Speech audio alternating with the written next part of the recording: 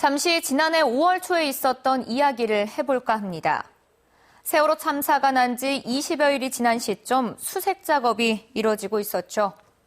지난해 5월 6일 민간 잠수사 53살 이모 씨가 투입된 지 하루 만에 작업을 하다 의식을 잃고 끝내 숨졌습니다.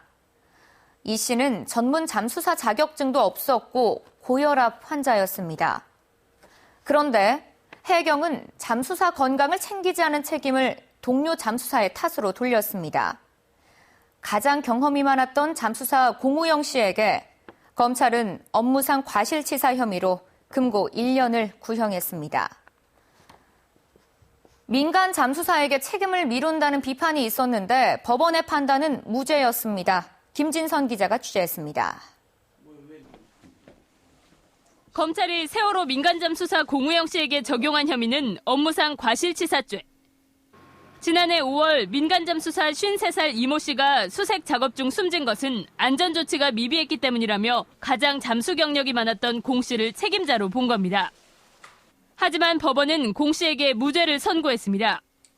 죄에 있던 거를 벗은 것도 아니고 없는 죄를 만들려다가 이렇게 좀 1심에서 이렇게 결정이 났는데 꼭 크게 기쁘고 그런 게 없어요.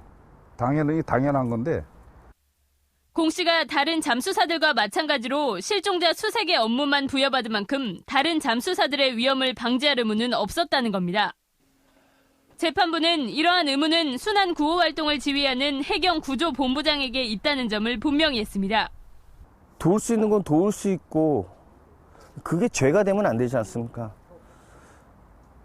당연히 해야 될 일을 당연하다고 우리 의무이니까. 앞서 이 씨의 유가족이 공 씨가 아닌 김석균 전 해양경찰청장 등 해경 간부 3명을 같은 혐의로 고발했지만 검찰은 이를 각하했습니다.